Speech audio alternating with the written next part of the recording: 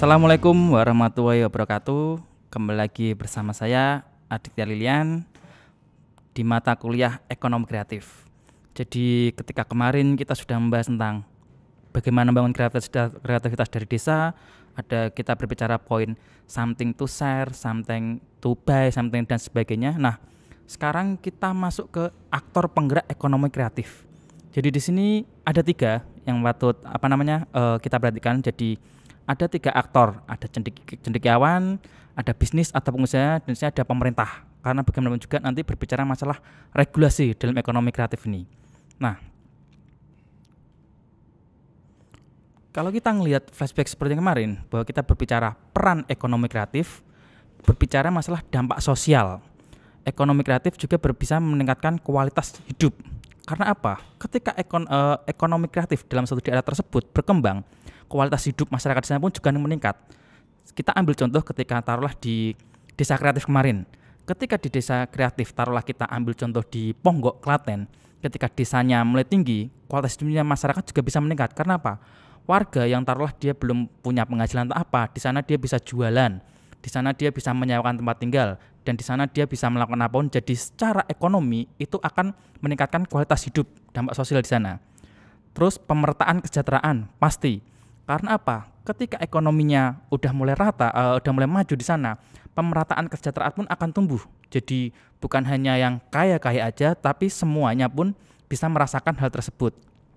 Kedua, ada inovasi dan kreativitas, ide dan gagasan, penciptaan nilai pasti. Karena kita berbicara ekonomi kreatif, kita berbicara kreativitas, kita akan berbicara masalah creating value di sana. Value apa yang akan diciptakan? Nah, kemudian sumber daya terbarukan, berbasis pengetahuan, kreativitas, dan green community.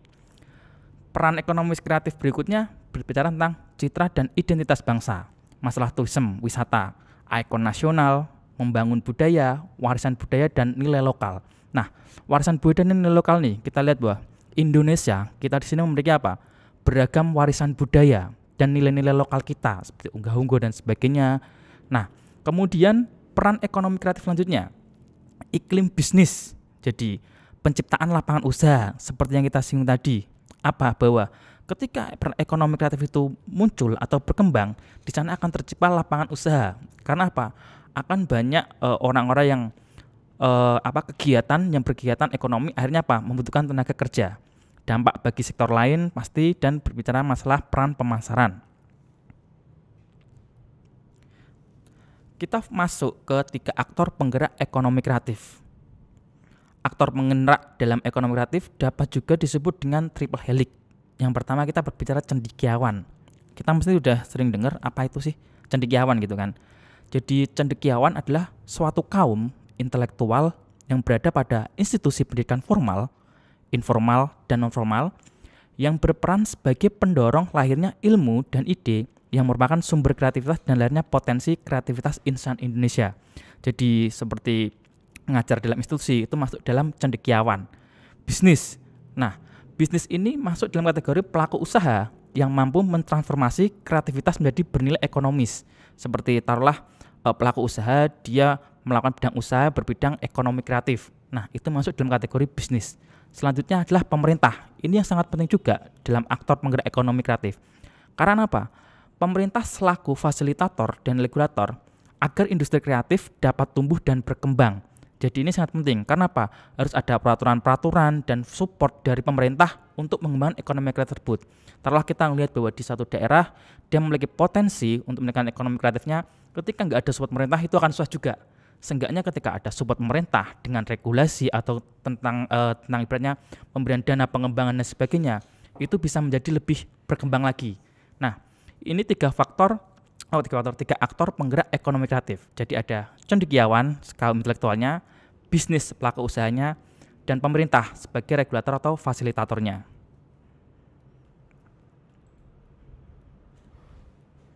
Nah, kita masuk mendalam nih, karena kali ini memang kita berbicara masalah tiga aktor intelektual. Yang pertama, cendekiawan. Peran utama intelektual itu terdiri dari apa sih? Penyebar. Dia diseminator ilmu pengetahuan dan teknologi. Jadi taruhlah ilmu pengetahuan bagaimana menciptakan kreativitas, bagaimana membangun ekonomi kreatif. Ini nanti tugasnya intelektual, cendekiawan. Terus pelaksana, dia pun juga pelaksana jadi ilmu pengetahuan dan teknologinya atau implementator. Dan ketiga adalah pencipta value yang konstruktif di masyarakat bagi pengembangan industri kreatif. Jadi cendekiawan di sini apa? Dia juga creating value yang konstruktif untuk pengembangan industri kreatif. Kalau kita ngelihat kan banyak berbagai sektor di sana. Jadi ada sektor A, B, C dan sebagainya. Di sana ada berbagai cendekiawan yang akan berperan di sana di bidangnya masing-masing. Selanjutnya bisnis. Nah, ini yang mungkin kita udah familiar juga karena kita juga berbicara di kampus yang berbasis bisnis juga. Pengusaha, peran utama bisnis apa? Dia terdiri atas pencipta, pasar, barang dan jasa kreatif dan lapangan pekerjaan. Spesifik dalam bisnis juga kita menciptakan apa? Kita menciptakan market di sana. Market di mana? Market untuk ekonomi kreatif, produk-produk kreatif. Entah itu produk kerajinan, entah itu produk fashion, entah itu kuliner, entah itu jasa perikanan dan sebagainya. Dan apa? Penciptaan lapangan pekerjaan. Jadi taruhlah di suatu industri, seorang pengusaha memiliki modal dan sebagainya, dia akan menciptakan suatu usaha berbasis ekonomi kreatif. Di sana dia akan membuka lapangan pekerjaan untuk para pelaku untuk para orang atau para masyarakat yang bisa bekerja dalam industri tersebut. Selanjutnya dalam bisnis pun peran utamanya apa? Pengusaha itu pembentuk komunitas dan entrepreneur kreatif. Jadi biasanya kan kita ngeliat tuh ada berbagai komunitas atau di grup-grup WhatsApp lah yang paling simpel. Kita ngeliat ada grup jualan apa, produk kreatif apa, jadi grup komunitas entrepreneur apa, jadi UMKM apa dan sebagainya berbasis ekonomi kreatif. Nah, ini adalah peran dari bisnis atau pengusaha di sana. Selanjutnya peran pemerintahnya. Jadi government ini sangat penting ketika kita berbicara ekonomi kreatif karena kita termasuk pengembangan ekonomi di Indonesia juga.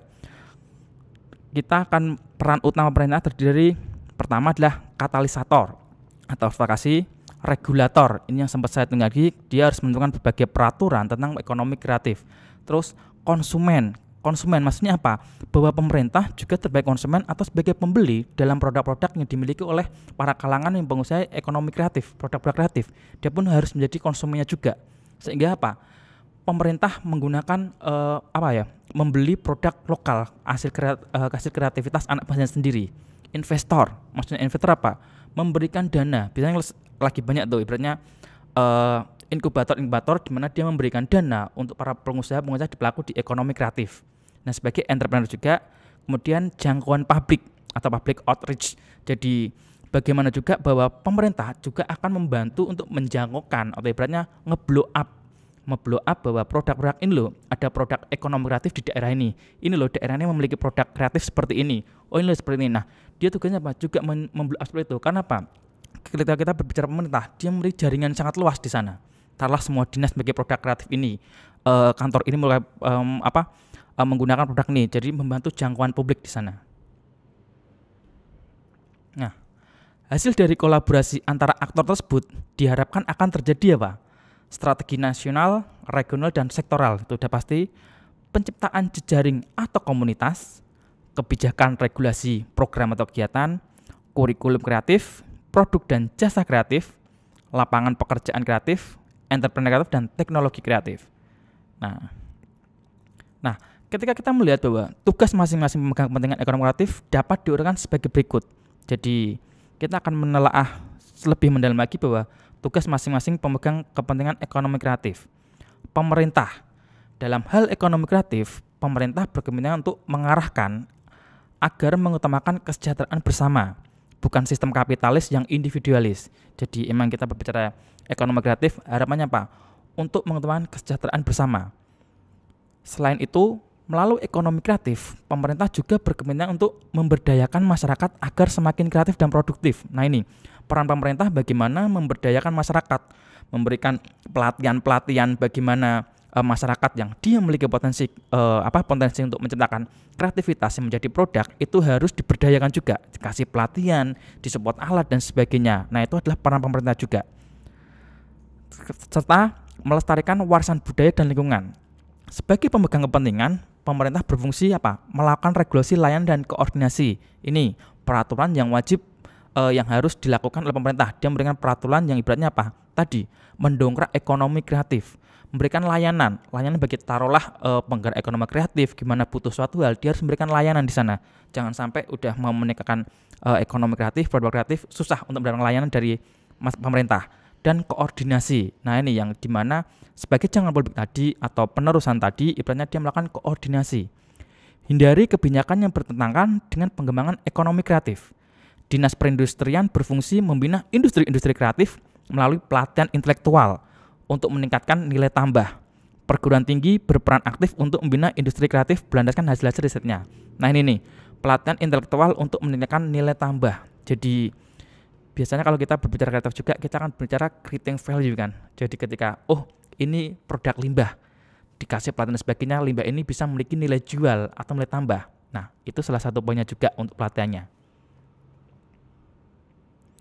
Kemudian perusahaan atau bisnis. Dalam ekonomi kreatif, perusahaan berkepentingan untuk keberlanjutan investasi melalui keterlibatan masyarakat, pendekatan kemitraan, pola adaptasi terhadap masyarakat lokal, serta mengembangkan kepemilikan dan kemandirian masyarakat. Perusahaan sebagai pewirausaha yang melakukan investasi untuk menghasilkan laba dan masyarakat sebagai pangsa pasarnya. Perusahaan-perusahaan harus bermitra dengan masyarakat untuk melakukan tolok ukur atau benchmarking. Proses kemitraan harus menghasilkan konsep adaptasi dan pengembangan bagi masyarakat, baik dalam cara berusaha maupun cara berproduksi. Jadi itu tugasnya dalam pelaku bisnis, bagaimana dia bermitra juga dengan masyarakat untuk mengembangkan produk-produk dalam kreativitas masyarakat tersebut. Nah, yang terakhir, cendekiawan. Dalam ekonomi kreatif, cendekiawan berperan untuk berpartisipasi, pemberdayaan dan mengajak partisipasi masyarakat dalam industri kreatif. Jadi biasanya, ayo berperan yuk, kamu punya potensi ini yuk, kita latih seperti ini. Jadi akhirnya apa? Beberapa masyarakat yang memiliki potensi untuk meningkatkan kreativitas di sana, yang memiliki nilai jual, itu juga akan terlibat lebih banyak lagi. Karena kalau kita ngelihat di materi sebelumnya bahwa suatu saat nanti bahwa ekonomi kreatif akan menjadi suatu market yang besar untuk beberapa memenuhi kebutuhan-kebutuhan masyarakat. Nah, cendekiawan harus dapat mengarahkan masyarakat harus bermitra, mengadaptasi, mengembangkan usahanya sendiri dengan cara mengubah pola pikir mereka bahwa apa yang dilakukan harus ada nilai tambah dan berkualitas. Ini poinnya juga nih, bahwa apa yang dilakukan harus ada nilai tambah dan berkualitas. Jadi bagaimana berlomba-lomba kita menciptakan atau kita pelaku ekonomi kreatif menciptakan value dan nilai tambah seperti itu. Perusahaan-perusahaan besar pun harus menjadi mitra usaha dan tidak menjadikan perusahaan kecil dan masyarakat ketergantungan baik terhadap akses modal, teknologi desain produk, maupun pemasaran hasil produk yang akibatnya dapat mematikan kreativitas masyarakat. Nah, demikian untuk materi dalam ini, bahwa kita simpulkan lagi bahwa 3 aktor penggerak ekonomi kreatif apa? Pertama adalah cendekiawan, kedua ada bisnis atau pelaku usaha, dan yang ketiga adalah pemerintah atau regulator. Dan ketiga aktor penggerak ini harus saling berkoordinasi bagaimana agar bisa meningkatkan ekonomi kreatif atau meningkatkan perekonomian berbasis kreativitas dalam daerahnya masing-masing tersebut. Sekian dulu dari saya. Terima kasih waktunya. Wassalamualaikum warahmatullahi wabarakatuh.